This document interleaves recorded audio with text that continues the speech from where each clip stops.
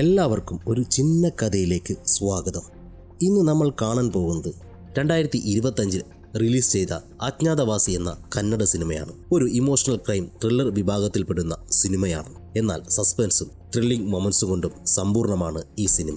25 വർഷമായി ഒരു കുറ്റകൃത്യം പോലും റിപ്പോർട്ട് ചെയ്യാത്ത ഗ്രാമത്തിൽ ഒരു ദിവസം 2 കൊലപാതകം നടക്കുന്നു. അത് അന്വേഷിച്ചു പോയ പോലീസിന് 25 വർഷം മുമ്പ് നടന്ന വേറൊരു മരണത്തിന്റെ ദുരൂഹത മാറി അത് കൊലപാതകമാണെന്ന് തിരിച്ചറിയുന്നു. ഈ കൊലകളൊക്കെ ചെയ്തത് ആരാണ്, എന്തിനു വേണ്ടി കണ്ടറിയാം. അപ്പോൾ നമുക്ക് നേരെ സിനിമയുടെ ഉള്ളിലേക്ക് തള്ളിക്കയറാം. അതിനു മുമ്പ് നമ്മുടെ ചാനൽ ഒന്ന് സബ്സ്ക്രൈബ് ചെയ്യുക, കൂടാതെ ബെല്ലൈക്കൺ അമർത്താൻ മറക്കരുത്. സിനിമയുടെ തുടക്കത്തിൽ 70 കാലഘട്ടത്തിൽ നടക്കുന്ന കാര്യമാണ് കാണിക്കുന്നത്. ഒരു കിണർ ലക്ഷ്യമാക്കി 2 പേർ ഓടി വരുന്നു. ശേഷം അവർ ആ കിണറ്റിലേക്ക് എടുത്തു ചാടുന്നു. കാരണം ഗോവിന്ദ് എന്ന പയ്യന്റെ നിലവിളി കേട്ടാണ് ഗ്രാമത്തലവനായ ശ്രീനിവാസ റാവു ഓടി വന്ന് ആ കിണറിലേക്ക് ചാടുന്നത്. കൂടെ ആ പയ്യനും ചാടുന്നുണ്ട്. ശേഷം വെള്ളത്തിന്റെ അടിത്തട്ടിലിൽ നിന്നും അമ്മയുടെ കയ്യിൽ നിന്നും ഗോവിന്ദന്റെ അനുജന്റെ കൈ മോചിപ്പിച്ച ശേഷം ഗോവിന്ദൻ മുകളിലേക്ക് നീന്തി വരുന്നു. ആ സീൻ അവിടെ കട്ടായി. അടുത്ത സീനിൽ 25 വർഷം കഴിഞ്ഞുള്ള കാര്യങ്ങളാണ് കാണിക്കുന്നത്. ഒരു ശാന്തമായ പ്രഭാതത്തോടു കൂടിയുള്ള കർണാടകയിലെ ഒരു ഗ്രാമം. അവിടുത്തെ പ്രകൃതി രമണീയമായ പാതയിലൂടെ ബൈക്ക് ഓടിച്ചുകൊണ്ട് ഒരാൾ വരുന്നുണ്ട്. അദ്ദേഹത്തിന്റെ പേരാണ് ആനന്ദ്. അയാൾ വരുന്ന വഴിക്കുള്ള പൂവുകളൊക്കെ പറിച്ചുകൊണ്ടാണ് വരുന്നത്. അയാൾ നേരെ വരുന്നത് ഗോവിന്ദന്റെ വീട്ടിലേക്കാണ്. ഈ ഗോവിന്ദാണ് ഈ സിനിമയിലെ നായകൻ. ഈ പച്ചക്കറി മുറിക്കുന്ന ആളാണ് ഗോവിന്ദ്. ഇയാൾ ഇവിടുത്തെ പോലീസ് സ്റ്റേഷനിലെ ഇൻസ്പെക്ടറാണ്. ആനന്ദ് അവിടെയുള്ള പോലീസ് സ്റ്റേഷനിലെ സബ് ഇൻസ്പെക്ടറുമാണ്. ഈ ഗോവിന്ദ് ആരാണെന്ന് അറിയാമോ? സിനിമയുടെ തുടക്കത്തിൽ ഒരു കുട്ടി കിണറ്റിലേക്ക് എടുത്തു ചാടി അവന്റെ അനുജനെ രക്ഷിച്ചില്ലേ, അവനാണ് ഈ ഗോവിന്ദ്. ഇന്ന് ഗോവിന്ദന്റെ അമ്മയുടെ ആണ്ടാണ്. അതിനു വേണ്ടിയുള്ള തയ്യാറെടുപ്പാണ് ഗോവിന്ദ് ചെയ്യുന്നുള്ളത്. അപ്പോൾ ആനന്ദ്, സാർ 10 വർഷമായില്ലേ മുടങ്ങാതെ അമ്മയ്ക്ക് ആണ്ടബലി ചെയ്യുന്നു, ഇപ്രാവശ്യമെങ്കിലും നിങ്ങളുടെ അനുജനും അനുജത്തിയും വരുമോ എന്ന് ചോദിക്കുന്നു. അപ്പോൾ ഗോവിന്ദ്, നിനക്കറിയില്ലേ, അവർ പുറത്തല്ലേ, അവർക്ക് തിരക്കാണ്, അവർ അവരുടെ കാര്യം നോക്കി ജീവിക്കുകയാണ്. ഗോവിന്ദിന്റെ ഭാര്യയ്ക്ക് അനുജനും അനുജത്തിയും വരാത്തതിൽ പരിഭവമുണ്ട്. അതവൾ ഗോവിന്ദിനോട് പറയുന്നുമുണ്ട്. ഗോവിന്ദ് നല്ല രീതിയിലാണ് അവരെ വളർത്തിയത്. എന്നാൽ അവർക്കൊരു നല്ല കാലം വന്നപ്പോൾ അവർക്ക് തിരക്കായി. അങ്ങനെ അമ്മയുടെ ആണ്ടിന് വന്നവർക്ക് വയറു നിറച്ച് സദ്യയും കൈനിറയെ വസ്ത്രവും ഗോവിന്ദ് നൽകുന്നു. ശേഷം ആനന്ദ് നേരെ പോലീസ് സ്റ്റേഷനിലേക്ക് പോകുന്നു. ആ സ്റ്റേഷൻ കണ്ടാൽ ഒരു പോലീസ് സ്റ്റേഷൻ ആണോ എന്ന് നമുക്ക് സംശയം തോന്നും. കാരണം അവിടെ ഒരു പോലീസ് സ്റ്റേഷന്റെ പ്രസക്തിയില്ല. അവിടെ ഒരു കേസ് പോലും റിപ്പോർട്ട് ചെയ്യാറില്ല. അങ്ങനെ ആ സ്റ്റേഷനിലേക്ക് അമ്മച്ചി എന്നൊരു സ്ത്രീ ആനന്ദിനെ കാണാൻ വരുന്നു.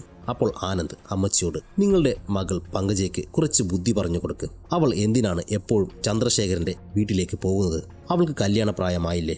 ആൾക്കാരെ കൊണ്ട് അതും ഇതും പറയിപ്പിക്കരുത്. പിന്നീട് കല്യാണം നടക്കാൻ ഭയങ്കര ബുദ്ധിമുട്ടായിരിക്കും. എന്തായാലും നിങ്ങളൊന്ന് ശ്രദ്ധിക്കും എന്ന് ആനന്ദ് ആ സ്ത്രീയോട് പറയുന്നു. ശേഷം അവർ ഗോവിന്ദ് സാറിന്റെ അമ്മയുടെ ആണിനെ കുറിച്ച് സംസാരിക്കുന്നു. 25 വർഷം കഴിഞ്ഞുവല്ലേ എന്ന് അമ്മച്ചി പറയുന്നു. ശേഷം പങ്കജത്തെ കാണിക്കുന്നു. അവൾ റോഹിത്തിന്റെ വീട്ടിലേക്കാണ് പോകുന്നത്. ആ നാട്ടിൽ റോഹിത്തിന്റെ വീട്ടിൽ മാത്രമാണ് കമ്പ്യൂട്ടറും ഇന്റർനെറ്റ് കണക്ഷനും ഉള്ളത്. ആ കാലഘട്ടത്തിൽ കമ്പ്യൂട്ടറൊക്കെ വളരെ വിരളമാണ്. കമ്പ്യൂട്ടർ ഉപയോഗിക്കാനും അത് പഠിക്കാനുമാണ് അവൾ ആ വീട്ടിലേക്ക് പോകുന്നത്. രോഹിത്തും പങ്കജവും വളരെ ക്ലോസ് ആയിട്ടാണ് പെരുമാറുന്നത്. അങ്ങനെ അന്ന് വൈകുന്നേരം പങ്കജം രോഹിത്തിന് ചിക്കൻ കറി വെച്ചുണ്ടാക്കി കൊടുക്കുന്നു, കൂടെ ഒരു ഉമ്മയും. അങ്ങനെ അവൻ ആ കറി ശ്രീനിവാസ റാവുവിന് കഴിക്കാൻ കൊടുക്കുന്നു. അപ്പോൾ അയാൾ രോഹിത്തിനോട് കറിയെടുത്ത് കഴിക്കാൻ പറയുമ്പോൾ അവൻ വേണ്ട എന്ന് പറഞ്ഞ് ഒഴിഞ്ഞു മാറുന്നു. ശേഷം അടുത്ത സീനിൽ രോഹിത് കാട്ടിലൂടെ വെപ്രാളപ്പെട്ട് ഭയന്ന് ഓടുന്നു. അന്ന് രാത്രി തന്നെ ആന ഇലക്ട്രിക് ലൈനിൽ മുട്ടി കറണ്ട് പോകുന്നു. ആ ഷോക്കേറ്റ് ആന ചെരിയുന്നുമുണ്ട്. അങ്ങനെ പിറ്റേ ദിവസം ശ്രീനിവാസ റാവുവിന്റെ വീട്ടിലെത്തിയ ജോലിക്കാർ ശ്രീനിവാസ റാവു മരിച്ച നിലയിൽ കാണുന്നു. അങ്ങനെ ശ്രീനിവാസ റാവുവിന്റെ മരണവിവരം അറിഞ്ഞ് ആനന്ദും പിന്നെ ഗോവിന്ദും മരണ വീട്ടിൽ എത്തുന്നു. ശ്രീനിവാസ റാവുവിന് ഒറ്റ മകനാണ്. എന്നാൽ അവൻ എവിടെയാണെന്ന് ആർക്കും അറിയില്ല. അങ്ങനെ എല്ലാവരും ശ്രീനിവാസ റാവുവിന്റെ മരണവിവരം അവനെ അറിയിക്കാൻ വേണ്ടി അവന്റെ കത്തോ അവന്റെ അഡ്രസ്സോ എന്തെങ്കിലും ഉണ്ടോ എന്ന് ആ വീട് മുഴുവനും പരിശോധിക്കുന്നു. അങ്ങനെ ശ്രീനിവാസ റാവുവിന്റെ ബോഡി കട്ടിലിൽ കിടത്തിയപ്പോൾ അദ്ദേഹത്തിന്റെ വായിൽ കുറച്ച് ഇറച്ചി കഷ്ണം ഗോവിന്ദ് ശ്രദ്ധിക്കുന്നു. അതിൽ സംശയം തോന്നിയ ഗോവിന്ദ് വീടിന്റെ പുറകുവശത്തെത്തിയപ്പോൾ കോഴി ഇന്നലെ കളഞ്ഞ ഭക്ഷണം കഴിക്കാതെ മാറി ദൂരെ നിൽക്കുന്നു. ഇത് കണ്ട ഗോവിന്ദിന് എന്തൊക്കെയോ സംശയം തോന്നുന്നു. ശേഷം ഗോവിന്ദ് എല്ലാവരോടുമായി ഇതൊരു കൊലപാതകമാണ്, നമ്മുടെ ശ്രീനിവാസ സാറിനെ ആരോ കൊന്നതാണ് എന്ന് പറയുന്നു. ഇത് കേട്ട SI 25 വർഷമായി ഈ സ്റ്റേഷൻ ഇവിടെ തുടങ്ങിയിട്ട് ഇത് ആദ്യമായിട്ടാണ് ഒരു കേസ് റിപ്പോർട്ടാകുന്നത്. ഇപ്പോൾ മനസ്സിലായില്ലേ ആ പോലീസ് സ്റ്റേഷൻ എന്താ അങ്ങനെയെന്ന്? ഇതുവരെ ആ സ്റ്റേഷനിൽ ഒരു കേസ് പോലും രജിസ്റ്റർ ചെയ്തിട്ടില്ല. അങ്ങനെ ഗോവിന്ദ് ഡോക്ടറെ വിളിച്ച് പോസ്റ്റ്മോർട്ടത്തിന് വേണ്ട കാര്യങ്ങൾ സെറ്റ് ചെയ്യുന്നു. അന്നേരം SI ആദ്യം ഇദ്ദേഹത്തിന്റെ മകനെ കണ്ടെത്താനുള്ള കാര്യങ്ങൾ ചെയ്യണം. അപ്പോൾ ഗോവിന്ദ് എങ്ങനെ എന്ന് ചോദിക്കുന്നു. അന്നേരം ഇത് കേട്ട് വന്ന പങ്കജം, റോഹിത്തിന് അറിയാം അവൻ കമ്പ്യൂട്ടറിൽ കത്തുകളൊക്കെ അയക്കാറുണ്ട്, ഇടയ്ക്ക് ശ്രീനിവാസ റാവുവിന്റെ മകൻ റോഹിത്തിന് മെയിൽ അയച്ചിരുന്നുവെന്ന് പറയുന്നു. അങ്ങനെ SI അനന്തു റോഹിത്തിനെ കൂട്ടിക്കൊണ്ട് വരാൻ പോകുന്നു. അടുത്ത സീനിൽ കുറച്ച് മാസം മുമ്പ് നടന്ന കാര്യങ്ങളാണ് കാണിക്കുന്നത്. റോഹിത്തിന്റെ വീട്ടിൽ റോഹിത്തിന്റെ ഏട്ടൻ ജോലി സംബന്ധമായി പുറത്തേക്ക് പോവാൻ റെഡിയാവുകയാണ്. എന്നാൽ അവന്റെ അച്ഛന് അതിൽ താല്പര്യമില്ല. അങ്ങനെ റോഹിത്തിന്റെ ഏട്ടൻ പോവാൻ നേരം റോഹിത് ഏട്ടനോട് എനിക്കൊരു കമ്പ്യൂട്ടർ വാങ്ങിത്തരണമെന്നൊക്കെ പറയുന്നു. ഏട്ടൻ സമ്മതിക്കുന്നുമുണ്ട്. എന്നാൽ അവന്റെ അച്ഛന് ഇതൊന്നും ഇഷ്ടമല്ല. കാരണം റോഹിത്തിനെ ഒരു സിവിൽ എഞ്ചിനീയർ ആക്കാനാണ് അദ്ദേഹത്തിന് താല്പര്യം. അതുകൂടാതെ ഈ കമ്പ്യൂട്ടറിനൊക്കെ ഭയങ്കര ചെലവല്ലേ. അങ്ങനെ റോഹിത്തിന്റെ ഏട്ടൻ പോയ ശേഷം അവൻ അനുജന് കമ്പ്യൂട്ടറൊക്കെ അയച്ചു കൊടുക്കുന്നു. അങ്ങനെ വൈകാതെ തന്നെ റോഹിത് ഇന്റർനെറ്റ് കണക്ഷനൊക്കെ സെറ്റ് ചെയ്യുന്നു. അങ്ങനെ ഇരിക്കെ ഗോവിന്ദന്റെ ഭാര്യയുടെ അനുജൻ പ്രമോദ് നാട്ടിലെത്തി. അവന് അർജന്റായി ഒരു മെയിൽ അയക്കാനുണ്ടായിരുന്നു. അങ്ങനെ റോഹിത്തിന്റെ വീട്ടിൽ വന്ന് മെയിൽ അയക്കുന്നു. ശേഷം പ്രമോദ് റോഹിത്തിനോട് അർജന്റായൊരു മെയിലായിരുന്നു, ഒരുപാട് നന്ദിയുണ്ടെന്ന് പറയുന്നു. ഈ ഗ്രാമത്തിൽ കമ്പ്യൂട്ടർ വിത്ത് ഇന്റർനെറ്റ് ഉള്ളൊരു വീട് ഞാൻ ഒരിക്കലും പ്രതീക്ഷിച്ചില്ല. നീ എന്നെ ഭയങ്കരമായി അത്ഭുതപ്പെടുത്തി. നീ ഒരു കാര്യം ചെയ്യ്, ഞാൻ ഇനി മുതൽ ഏട്ടത്തിക്ക് കത്തയക്കുന്നില്ല, പകരം നിനക്ക് മെയിൽ അയക്കാം. നീ അത് പ്രിന്റ് എടുത്ത് അവൾക്ക് കൊടുക്ക്. ഒരു മെയിലിന് 50 രൂപ വെച്ച് തരാം എന്ന് പറയുന്നു. റോഹിത്തിന് ആ ഐഡിയ ഭയങ്കര ഇഷ്ടമാവുന്നു. അവനതൊരു ബിസിനസ്സായി തന്നെ മുന്നോട്ട് കൊണ്ടുപോകുന്നു. അങ്ങനെ ആ നാട്ടിലെ എല്ലാവർക്കും മെയിൽ പ്രിന്റ് എടുത്ത് കൊടുക്കുന്നു. അതിൽ നിന്നും അവൻ നല്ല പൈസ ഉണ്ടാക്കുന്നു. അങ്ങനെ പതിയെ പതിയെ പോസ്റ്റ്മാനേക്കാൾ തിരക്ക് റോഹിത്തിന് കൂടുന്നു. അങ്ങനെ ഇരിക്കെ ഒരു ദിവസം ശ്രീനിവാസ റാവുവിന്റെ മകൻ അരുൺ റോഹിത്തിന്റെ മെയിൽ ID തിരഞ്ഞുപിടിച്ച് റോഹിത്തിനൊരു മെയിൽ അയക്കുന്നു. ഞാൻ നിങ്ങളുടെ നാട്ടിലെ ശ്രീനിവാസ റാവുവിന്റെ മകനാണ്. ദയവ് ചെയ്ത് എൻ്റെ അച്ഛൻ എങ്ങനെയുണ്ട് എന്ന് അന്വേഷിച്ച് വിവരം അറിയിക്കുമോ എന്ന് ചോദിക്കുന്നു. അങ്ങനെ റോഹിത് ശ്രീനിവാസ റാവുവിനെ കാണാൻ പോകുന്നു. അങ്ങനെ ശ്രീനിവാസ റാവുവിനോട് റോഹിത് സംസാരിക്കുന്നതിന് ഇടയിൽ ഞാൻ കമ്പ്യൂട്ടർ പഠിക്കുകയാണ് എന്ന് പറയുന്നു. ഇതും കേട്ടതും ശ്രീനിവാസ റാവുവിന് ദേഷ്യം വരുന്നു. കാരണം തന്റെ മകൻ തന്നെ ഉപേക്ഷിച്ചു പോവാൻ കാരണം ഈ കമ്പ്യൂട്ടർ ആണെന്നാണ് അദ്ദേഹം വിശ്വസിക്കുന്നത്. അത് പഠിച്ച് അവൻ വേറെ നാട്ടിലേക്ക് ജോലിക്ക് പോയി. അതുകൊണ്ട് ശ്രീനിവാസ റാവുവിന് കമ്പ്യൂട്ടറോട് ഭയങ്കര വിരോധമാണ്. ശേഷം വീട്ടിലെത്തിയ റോഹിത് അരുണിന് മെയിൽ അയക്കുന്നു. നിങ്ങളുടെ അച്ഛന് ഭയങ്കര കട്ടിയുള്ള മനസ്സാണ്, അദ്ദേഹത്തിന് ഒരു കുഴപ്പവുമില്ല എന്നൊക്കെ പറയുന്നു. അങ്ങനെ അവർ ഇടയ്ക്കിടെ മെയിൽ അയച്ച് നല്ല ഫ്രണ്ട്സ് ആകുന്നു. അങ്ങനെ ഇരിക്കെ അരുൺ, അച്ഛന് ചിക്കൻ കറി ഭയങ്കര ഇഷ്ടമാണ്, ഞാൻ മുൻപ് എല്ലാ ആഴ്ചയിലും വാങ്ങിക്കൊടുക്കും. ഇവിടെ നിന്ന് ഞാൻ എല്ലാം നിർത്തി നാട്ടിലേക്ക് വരാൻ ഒരു പ്ലാനുണ്ട്. അച്ഛൻ സ്വീകരിക്കുമോ എന്ന് അറിയില്ല. എന്തായാലും ഞാൻ നാട്ടിലേക്ക് വന്നാൽ എൻ്റെ അച്ഛൻ്റെ സ്വത്തൊക്കെ ഉണ്ട്, അത് വിറ്റ് നമുക്ക് 2 പേർക്കും ചേർന്ന് ഒരു കമ്പനി തുടങ്ങണം എന്നൊക്കെ പറയുന്നു. കമ്പനി എന്ന് കേട്ടതും റോഹിത്തിന് ഒരുപാട് സന്തോഷമാവുന്നു. അങ്ങനെ അരുണിന്റെ അച്ഛനായ ശ്രീനിവാസനെ ഇംപ്രസ് ചെയ്യാനായി റോഹിത് ചിക്കൻ കറിയൊക്കെ വാങ്ങി എന്നും കൊണ്ടുപോയി കൊടുക്കും. അങ്ങനെ ശ്രീനിവാസനും റോഹിത്തും നല്ല കൂട്ടാകുന്നു. അങ്ങനെ ഇരിക്കെ അരുൺ ഒരു ദിവസം പങ്കജത്തിന് കൊടുക്കാൻ വേണ്ടി ഒരു മെയിൽ റോഹിത്തിന് അയക്കുന്നു. അങ്ങനെ റോഹിത് ആ ലെറ്ററുമായി പങ്കജത്തിന്റെ അടുത്തെത്തുന്നു. അരുൺ തനിക്ക് മെയിൽ അയച്ചതറിഞ്ഞ പങ്കജം ഞെട്ടുന്നു. കാരണം ഇവർ പ്രണയത്തിലായിരുന്നു. എന്നാൽ അരുൺ നാട് വിട്ടു പോയ ശേഷം പങ്കജം അവന് വേണ്ടി കാത്തിരിക്കുകയായിരുന്നു. അങ്ങനെ അവളും അവന് മറുപടി റോഹിത് മുഖേന അയക്കുന്നു. ശേഷം ടൈപ്പിംഗ് പഠിക്കാൻ എന്ന പേരിൽ റോഹിത്തിന്റെ വീട്ടിലേക്ക് പങ്കജം വരുന്നു. അടുത്ത സീനിൽ ഗോവിന്ദിനെ കാണിക്കുന്നു. അയാൾ ശ്രീനിവാസനെ കാണാൻ വന്നിരിക്കുകയാണ്. നാളെ അമ്മയുടെ ആണ്ടാണ്, 25 വർഷം കഴിഞ്ഞു എന്നൊക്കെ പറയുന്നു. അങ്ങനെ അവർ രണ്ടുപേരും നടന്ന് ശ്രീനിവാസന്റെ വീടിന്റെ മുന്നിലെത്തുന്നു. അപ്പോൾ അവിടെ റോഹിത്തും അവന്റെ അച്ഛനും ഉണ്ടായിരുന്നു. അങ്ങനെ അവർ സംസാരിക്കുന്നതിന് ഇടയിൽ ശ്രീനിവാസൻ, ഞാൻ എൻ്റെ സ്വത്ത് മുഴുവനും അനാഥ ആശ്രമത്തിന് എഴുതി കൊടുക്കാൻ തീരുമാനിച്ചു. വക്കീലിനെ കണ്ട് പേപ്പറൊക്കെ സെറ്റ് ചെയ്തു. ഇനി ആ ബില്ലിലൊന്ന് ഒപ്പിട്ടാൽ മാത്രം മതി, പിന്നെ സ്വസ്ഥം എന്നൊക്കെ പറയുന്നു. എന്നാൽ ഇത് കേട്ട് ഞെട്ടുന്നത് റോഹിത്താണ്. കാരണം ശ്രീനിവാസന്റെ സ്വത്ത് വിറ്റ് കിട്ടുന്ന കാശിലാണ് കമ്പനി തുടങ്ങാമെന്ന് ശ്രീനിവാസന്റെ മകനായ അരുൺ ഇവനോട് പറഞ്ഞിരിക്കുന്നത്. എന്നാൽ ശ്രീനിവാസൻ സ്വത്ത് അനാഥാലയത്തിന് എഴുതി കൊടുത്താൽ അരുണിന്റെയും റോഹിത്തിന്റെയും കമ്പനി എന്ന മോഹം നടക്കില്ല. അടുത്ത സീനിൽ റോഹിത്തിനെയും പങ്കജത്തെയും കാണിക്കുന്നു. അവൾ, ഇന്ന് ഞാൻ ഒരു കോഴിക്കറി ഉണ്ടാക്കി തരാം, നീ അത് ശ്രീനിവാസൻ അങ്കിളിന് കൊണ്ടുപോയി കൊടുക്ക്, അയാൾക്ക് ചിക്കൻ വലിയ ഇഷ്ടമല്ലേ, പക്ഷേ നീ ആ ചിക്കനിൽ കൈയിടരുത് എന്ന് അവൾ റോഹിത്തിനോട് പ്രത്യേകം പറയുന്നു. ആ ചിക്കനാണ് അന്ന് രാത്രി ശ്രീനിവാസൻ കഴിച്ചത്. അന്ന് രാത്രി റോഹിത് ഓടി കമ്പ്യൂട്ടറിന്റെ മുന്നിലിരിക്കുന്നു. എന്നാൽ ആന കറണ്ട് ലൈനിൽ തട്ടിയതുകൊണ്ട് കറണ്ട് പോകുന്നു. അടുത്ത സീനിൽ കാണിക്കുന്നത് പ്രസന്റ്ലി നടക്കുന്ന കാര്യങ്ങളാണ്. അതായത് ശ്രീനിവാസ റാവുവിന്റെ മരണശേഷം ഗോവിന്ദ് ആ മരണം കൊലപാതകമാണ് എന്ന് കണ്ടെത്തിയതിന് ശേഷമുള്ള കാര്യങ്ങൾ. SI ആനന്ദ് ശ്രീനിവാസ റാവുവിന്റെ മകനായ അരുണിനോട് അവന്റെ അച്ഛൻ മരിച്ച കാര്യം ഇമെയിൽ വഴി അറിയിക്കാൻ പറയാൻ വേണ്ടി റോഹിത്തിന്റെ വീട്ടിലേക്ക് വന്നപ്പോൾ അവൻ കമ്പ്യൂട്ടറിൽ നിന്നും ഷോക്കേറ്റ് മരിച്ച നിലയിലാണ് ഉള്ളത്. ഈ മരണവിവരം അറിഞ്ഞ് അവിടെ എത്തിയ ഇൻസ്പെക്ടർ ഗോവിന്ദ് ഡെഡ് ബോഡി പരിശോധിക്കുമ്പോൾ അവിടെ ശ്രീനിവാസൻ കഴിച്ച അതേ ചിക്കൻ കറിയും അവിടെയും ഉണ്ടായിരുന്നു. അത് കണ്ട് ഗോവിന്ദ് ഒന്ന് ഞെട്ടുന്നു. ആ സീൻ അവിടെ കട്ടായി അടുത്ത സീനിൽ പങ്കജത്തെയും റോഹിത്തിനെയും കാണിക്കുന്നു.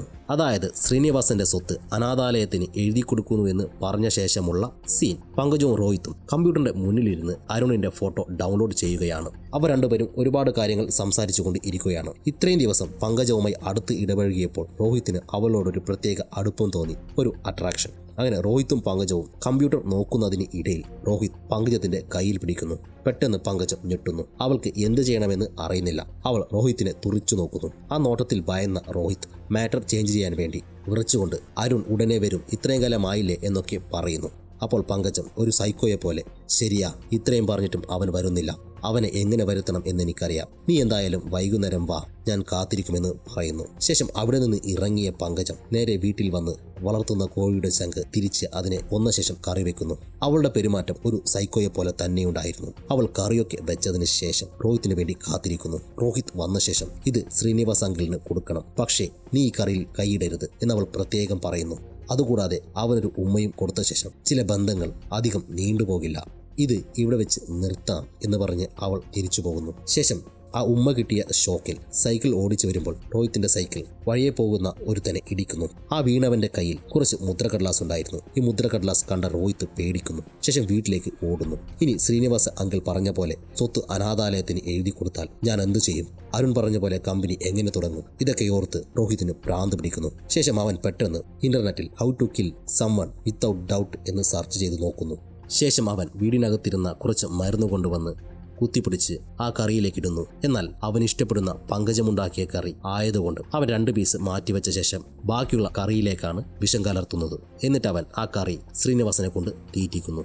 അന്നേരം ആ വിഷം കലർന്ന കറി കഴിച്ചപ്പോൾ തന്നെ ചുമച്ച് ശ്രീനിവാസ റാവു അവിടെയുള്ള വെള്ളമെടുത്ത് തരാൻ രോഹിത്തിനോട് പറയുന്നു. എന്നാൽ രോഹിത്ത് വെള്ളം കൊടുക്കുന്നില്ല. അങ്ങനെ അവസാനം ശ്രീനിവാസ റാവു കുഴിഞ്ഞു വീണ് മരിക്കുന്നു. ശേഷം രോഹിത്ത് തെളിവുകൾ നശിപ്പിക്കാൻ വേണ്ടി ശ്രീനിവാസന്റെ കൈ വൃത്തിയാക്കുന്നു. അതുകൂടാതെ ഭക്ഷണം കഴിച്ച പാത്രവും മറ്റും അവിടെ നിന്ന് മാറ്റുന്നു. ഭക്ഷണം കഴിച്ചതിന്റെ എല്ലാ തെളിവും രോഹിത്ത് നീക്കം ചെയ്ത ശേഷം ബാക്കി വന്ന ഭക്ഷണം പുറത്തു കളയുന്നു. അങ്ങനെ തെളിവുകളൊക്കെ നശിപ്പിച്ച ശേഷം അവൻ നേരെ വീട്ടിലേക്ക് ഓടുന്നു. അടുത്ത സീനിൽ ശ്രീനിവാസ റാവുവും രോഹിത്തും മരിച്ച ശേഷമുള്ള കാര്യങ്ങളാണ് കാണിക്കുന്നത്. അതായത് പ്രസന്റ്ലി നടക്കുന്ന കാര്യങ്ങൾ. രോഹിത്തിനെ കാണാൻ അവന്റെ വീട്ടിലേക്ക് വന്ന പങ്കജം അവിടെ ആൾക്കാർ കൂടി നിൽക്കുന്നത് കണ്ട് അവൾക്കൊന്നും മനസ്സിലാവുന്നില്ല. അവൾ നേരെ രോഹിത്തിന്റെ മുറിയിലേക്ക് വന്നു നോക്കുമ്പോൾ രോഹിത് കമ്പ്യൂട്ടറിൽ നിന്നും ഷോക്കേറ്റ് മരിച്ചു കിടക്കുന്നു.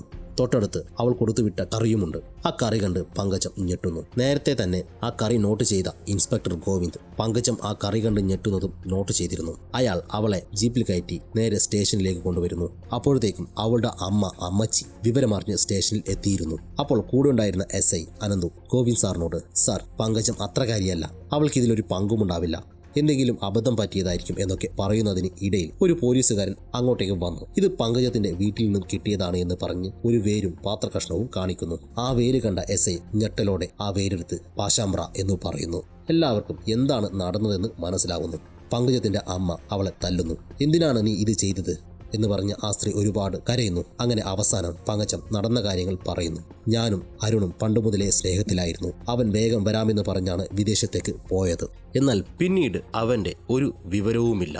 അങ്ങനെ ഇരിക്കെ വർഷങ്ങൾക്ക് ശേഷം രോഹിത് മുഖേന അവൻ എനിക്കൊരു ഇമെയിൽ അയച്ചു. അങ്ങനെ ഞങ്ങൾ വീണ്ടും സംസാരിച്ചു. ഞാൻ കുറേ പ്രാവശ്യം അവനോട് നാട്ടിലേക്ക് വാ എന്ന് പറഞ്ഞു. പക്ഷെ അവൻ എന്റെ വാക്ക് കേട്ടില്ല. എനിക്ക് പിടിച്ചു നിൽക്കാൻ പറ്റുന്നൊരു സാഹചര്യവുമല്ല. അവന്റെ അച്ഛൻ മരിച്ചാൽ, അവന്റെ അച്ഛന്റെ മരണമറിഞ്ഞാൽ അവൻ വരുമെന്ന് ഞാൻ കരുതി. അങ്ങനെയാണ് ഞാൻ ആ വിഷവേരിട്ട കറി രോഹിത്തിന്റെ കയ്യിൽ ശ്രീനിവാസ റാവുവിന് കൊടുക്കാനായി കൊടുത്തുവിട്ടത്. അന്നേരം ഞാൻ അവനോട് പ്രത്യേകം പറഞ്ഞിരുന്നു, നീ ആ കറി തിന്നരുത് എന്ന്. ശേഷം ബാക്കി വന്ന കറിച്ചട്ടിയോടെ ഞാൻ നിലത്തെറിഞ്ഞു പൊട്ടിച്ചു. എന്നിട്ട് അമ്മയോട് കയ്യിൽ നിന്ന് തെന്നി വീണതാണെന്ന് കള്ളം പറഞ്ഞു. അവൾ കരഞ്ഞുകൊണ്ട്, ഞാൻ രോഹിത്തിനോട് അത്രമേൽ പറഞ്ഞതാണ് ആ കറി കഴിക്കരുത് എന്ന്, എന്നിട്ട് അവൻ അത് ഓർമ്മയില്ലാതെ കഴിച്ചു കാണും എന്ന് പങ്കജം പറയുന്നു. ശരിക്കും രോഹിത്ത് ഷോക്കേറ്റ് മരിച്ചതല്ല. ശ്രീനിവാസൻ മരിച്ച അന്ന് രാത്രി വെപ്രാളത്തിൽ വീട്ടിൽ വന്ന രോഹിത്ത് വെള്ളം കുടിച്ച ശേഷം പങ്കജം കൊടുത്ത കറി കഴിക്കുന്നു. അതിനുശേഷമാണ് രോഹിത് മരിച്ചു വീഴുന്നത്. അന്നേരം സ്റ്റേഷനിലെ ഇൻസ്പെക്ടർ ഗോവിന്ദ്, പാശാമ്പ്രയ്ക്ക് മണമോ രുചിയോ ഒന്നും തന്നെയില്ല, അത് കാർക്കോടക വിഷമാണ്. ആ വേര് 3 ദിവസം വെള്ളത്തിലിട്ട് വെച്ച് ആ വെള്ളം ഒരു തുള്ളി കുടിച്ചാൽ മതി, പ്രാണൻ പോകും. ഒരു തെളിവും ഉണ്ടാകില്ല, ആർക്കും ഒരു സംശയവും തോന്നുകയുമില്ല. എന്നാൽ മൃഗങ്ങളോ പക്ഷികളോ പാശാമ്പ്ര കലർന്ന ഭക്ഷണം കഴിക്കില്ല, അവർക്ക് ഭയമാണ് എന്നൊക്കെ പറയുന്നു. എന്നാൽ ഇതൊക്കെ പറയുമ്പോഴും ഇൻസ്പെക്ടർ ഗോവിന്ദ് എന്തോ ഓർത്ത് ഭയക്കുന്നുണ്ടായിരുന്നു, എന്തോ വലിയ തെറ്റ് ചെയ്ത പോലെ. അന്നേരം SI ഇതൊക്കെ കേട്ട്, മനുഷ്യന് വേണ്ടത് കരുണയാണ്, എത്ര തെറ്റ് ചെയ്തവനാണെങ്കിൽ കൂടി നാം അവനോട് ക്ഷമിക്കണം, അതാണ് ധർമ്മം എന്ന് അനന്തു ഇൻസ്പെക്ടർ ഗോവിന്ദിനെ നോക്കി പറയുന്നു. ശേഷം അനന്തു പങ്കജത്തോട്, നിന്നെ ശ്രീനിവാസ റാവു ഇതേവരെ നേരിൽ പോലും കണ്ടിട്ടില്ല, അയാൾ നിന്നോട് എന്ത് തെറ്റാണ് ചെയ്തത്?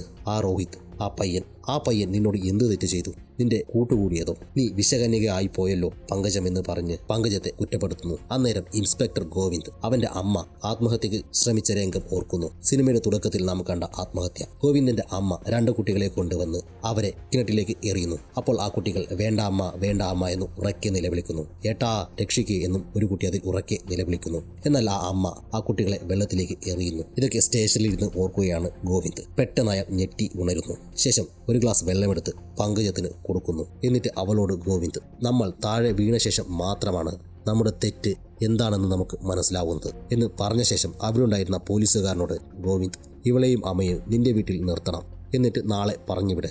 ഇക്കാര്യം ആരും ഒന്നും അറിയരുത് എന്ന് പ്രത്യേകം ഗോവിന്ദ് ആ പോലീസുകാരനോട് പറയുന്നു. അതുകൂടാതെ അവളെ ഒന്ന് പ്രത്യേകം ശ്രദ്ധിക്കാനും ഗോവിന്ദ് ആ പോലീസുകാരനോട് പറയുന്നു. അങ്ങനെ പോലീസ് സ്റ്റേഷനിൽ നിന്നും ഇറങ്ങാൻ നേരം പങ്കജം ഇത്രയുമായിട്ടും അരുൺ വന്നില്ലേ എന്ന് ചോദിക്കുന്നു. അങ്ങനെ എല്ലാം കഴിഞ്ഞ് ഗോവിന്ദും അനന്തവും ജീപ്പിൽ തിരിച്ച് ഗോവിന്ദിന്റെ വീട്ടിലേക്ക് പോകുമ്പോൾ അനന്തു, കുറ്റം ചെയ്തവരെ ദൈവം ശിക്ഷിക്കും, അതുറപ്പ്. ഗോവിന്ദിനോട് സംസാരിക്കുന്നുണ്ടായിരുന്നുവെങ്കിലും അനന്തുവിന്റെ ചിന്ത കറിയിൽ വിഷം കലർന്ന കാര്യം ഗോവിന്ദ് സാർ എങ്ങനെ അറിഞ്ഞു? ഒന്നുകിൽ പങ്കജം വിഷം കലർത്തുന്നത് ആരെങ്കിലും കണ്ടിരിക്കണം. പക്ഷെ ആരും ഒന്നും കണ്ടിട്ടില്ല. അല്ലെങ്കിൽ വേറെന്തെങ്കിലും തെളിവോ സാക്ഷിയോ വേണം. അതുമല്ലെങ്കിൽ സ്വന്തം അനുഭവം. നമ്മൾ അതേപോലത്തെ തെറ്റ് ചെയ്തിട്ടുണ്ടെങ്കിൽ നമുക്ക് ആ തെറ്റ് വേറെ ആരെങ്കിലും ചെയ്താൽ പെട്ടെന്ന് മനസ്സിലാവും. ഓരോന്ന് ചിന്തിച്ച് ജീപ്പ് ഗോവിന്ദിന്റെ വീടിന്റെ മുന്നിലെത്തുന്നു. അന്നേരം ഇൻസ്പെക്ടർ ഗോവിന്ദ് പോകാൻ നേരം അനന്തു അയാളോട്, തെറ്റ് ചെയ്ത പങ്കജത്തിന് ശിക്ഷ കിട്ടും, നിങ്ങൾക്കോ തെറ്റ് ചെയ്തിട്ടും ആരും അറിയാതെ സമൂഹത്തിൽ ഇത്രയും കാലം ജീവിച്ചത് ശരിയാണോ എന്ന് ചോദിക്കുന്നു. അപ്പോഴാണ് ഇൻസ്പെക്ടർ ഗോവിന്ദിന്റെ ജീവിതത്തിൽ 30 വർഷം മുമ്പ് നടന്ന കാര്യങ്ങൾ കാണിക്കുന്നത്. വർഷം 1967. ഗോവിന്ദ് രാത്രി അനുജനെയും അനുജത്തിയെയും ഭയന്ന് അന്വേഷിച്ച് നടക്കുമ്പോൾ അയാളുടെ മുന്നിലേക്ക് ശ്രീനിവാസ റാവു വരുന്നു. എന്താണ് സംഭവം എന്ന് അറിഞ്ഞ ശ്രീനിവാസ റാവു ഗോവിന്ദനെയും കൂട്ടി അവന്റെ അമ്മയും അനുജത്തിയെയും അനുജനെയും അന്വേഷിച്ച് ഇറങ്ങുന്നു. അങ്ങനെ അവർ എല്ലാവരും ഒരുമിച്ച് കിണറ്റിൽ ചാടിയതറിഞ്ഞ ശ്രീനിവാസ റാവുവും ഗോവിന്ദും കിണറ്റിൽ ചാടി അവരെ രക്ഷിക്കുന്നു. ഈ സീനാണ് നമ്മൾ സിനിമയുടെ തുടക്കത്തിൽ കണ്ടത്. ആ ആത്മഹത്യ ശ്രമത്തിൽ അമ്മ മരിച്ചില്ലായിരുന്നു. ശേഷം ആത്മഹത്യക്ക് ശ്രമിച്ച ഗോവിന്ദിന്റെ അമ്മയോട് ശ്രീനിവാസ റാവു, എന്താണ് നിങ്ങൾ ചെയ്തത്? ആ കുഞ്ഞിനെ കൊല്ലാൻ നിങ്ങൾക്ക് എങ്ങനെ മനസ്സ് വന്നു? അപ്പോൾ ആ സ്ത്രീ, ജീവിച്ചിരുന്നാലല്ലേ ജീവിക്കാനുള്ള കഷ്ടപ്പാട്, മരിച്ചാൽ അതൊന്നും അനുഭവിക്കേണ്ടല്ലോ. സത്യത്തിൽ ആ സ്ത്രീ ആത്മഹത്യ ചെയ്യാൻ തീരുമാനിച്ചതിന് കാരണം ഇവരുടെ മൂത്ത മകനാണ് ഗോവിന്ദ്. അവൻ പ്രായമായപ്പോൾ ധനികനായ ഒരാളുടെ മകളെ വിവാഹം കഴിച്ചു. അമ്മയുടെ സമ്മതം വാങ്ങിയാണ് വിവാഹം കഴിക്കുന്നത്. ഗോവിന്ദ് ഈ വിവാഹം കഴിച്ചതിന്റെ പ്രധാന കാരണം അനുജനെയും അനുജത്തിയും നല്ല രീതിയിൽ നോക്കാൻ വേണ്ടിയാണ്. അവന്റെ കുടുംബത്തെ രക്ഷിക്കാൻ കൂടി വേണ്ടിയാണ്. ഭാര്യയുടെ പിതാവ് ഗോവിന്ദിന് ഇൻസ്പെക്ടർ ജോലി ശരിയാക്കി കൊടുക്കുന്നു. അതുകൂടാതെ നാട്ടിലേക്ക് ട്രാൻസ്ഫറിന് വേണ്ട കാര്യങ്ങളും ചെയ്യുന്നുണ്ട്. അവന്റെ അനുജത്തിയെ പഠിപ്പിക്കാൻ വേണ്ട എല്ലാ കാര്യങ്ങളും ഗോവിന്ദിന്റെ ഭാര്യാപിതാവ് ചെയ്തു കൊടുക്കുന്നു. എന്നാൽ അവരെയും കൂട്ടി നാട്ടിലേക്ക് വരണമെന്ന് ഗോവിന്ദിന്റെ ഭാര്യാപിതാവ് പറയുന്നു. എന്നാൽ ഈ ഒരു കാര്യം ഗോവിന്ദിന്റെ അമ്മയ്ക്ക് ഇഷ്ടമായിരുന്നില്ല. കാരണം ഗോവിന്ദ് വിവാഹശേഷം തങ്ങളെ നോക്കില്ല, ഭാര്യയുടെ വാക്ക് കേട്ട് തങ്ങളെ അവഗണിക്കും, ഭാര്യാപിതാവിന്റെ സ്വത്ത് കണ്ട് ഗോവിന്ദ് തങ്ങളെ മറക്കും എന്നൊക്കെ അവർ സങ്കല്പിച്ചു കൂട്ടി. എന്നിട്ട് ഗോവിന്ദിനോട്, നീ നിന്റെ ജീവിതം സേഫാക്കി, ഞാൻ മരിച്ചാൽ നീ ഇവരെ നോക്കണം, കൂടപ്പറപ്പായി ഇവരെ കാണണ്ട, പകരം ഏതോ അനാഥ പിള്ളർ എന്ന രീതിയിൽ നീ ഇവരെ നോക്കിയാൽ മതി, നിന്റെ തോട്ടത്തിൽ പണിക്ക് നിർത്തിയാലും മതി എന്നൊക്കെ കുത്തി ഗോവിന്ദിന്റെ അമ്മ പറയുന്നു. ഇതൊക്കെ കേട്ട് ഗോവിന്ദിന്റെ മനസ്സ് തകരുന്നു. എല്ലാം കുടുംബത്തിന് വേണ്ടി ചെയ്തിട്ടും അമ്മ അവനെ മനസ്സിലാക്കുന്നില്ല എന്നോർത്ത് ഗോവിന്ദിന്റെ അമ്മ അവന്റെ കൂടെ പോകാൻ തയ്യാറായിരുന്നില്ല. അതുമാത്രമല്ല, ആ സ്ത്രീ മക്കളെ കൊണ്ട് ആത്മഹത്യ ചെയ്യാൻ പ്രേരിപ്പിക്കുകയും ശ്രമിക്കുകയും ചെയ്യുന്നു. അങ്ങനെ വീടൊരു നരകമായി മാറുന്നു. അങ്ങനെ വേറെ വഴിയില്ലാതെ ഗോവിന്ദ് പാശാമ്പ്ര എന്ന വേരിട്ട പായസം അമ്മയ്ക്ക് ഉണ്ടാക്കി കൊടുക്കുന്നു. അമ്മയ്ക്ക് ആ പായസം ഭയങ്കര ഇഷ്ടമാണ്. ഗോവിന്ദ് ഉണ്ടാക്കി കൊടുത്തപ്പോൾ അമ്മ ആ പായസം സന്തോഷത്തോടെ കുടിക്കുന്നു. അങ്ങനെ ആ പായസം കുടിച്ച ശേഷം ആ സ്ത്രീ ചുമച്ചു മരിച്ചു വീഴുന്നു. ഇതൊക്കെ കണ്ട് സഹിക്കാൻ വയ്യാതെ ഗോവിന്ദ് കരഞ്ഞുകൊണ്ട് പുറത്തേക്ക് പോകുന്നു. ശേഷം പ്രസന്റ് ആണ് കാണിക്കുന്നത്. ഗോവിന്ദ് അനന്തുവിനോട്, പങ്കജൻ ചെയ്ത തെറ്റ് ജനങ്ങൾ അറിഞ്ഞാൽ അവൾക്ക് ശിക്ഷ കിട്ടും. ആ ശിക്ഷ അനുഭവിക്കുന്നത് നിസ്സാരമായ കാര്യമാണ്. എന്നാൽ ചെയ്ത തെറ്റ് തിരിച്ചറിഞ്ഞ് ആരോടും പറയാതെ ഓരോ ദിവസവും നീറി ജീവിക്കുന്നതല്ലേ ഏറ്റവും വലിയ ശിക്ഷ. ആ ശിക്ഷയാണ് നമ്മൾ ചെയ്ത തെറ്റിന് ദൈവം നമുക്ക് തരുന്നത്. അങ്ങനെ പറഞ്ഞ് ഗോവിന്ദ് നടന്നു പോകുന്നു. അടുത്ത സീനിൽ ഗോവിന്ദ് അമ്മയ്ക്ക് ബലിയർപ്പിച്ച ശേഷം അമ്മയോട്, എന്തിനാണ് അമ്മ ഇങ്ങനെയൊക്കെ ചെയ്തത്?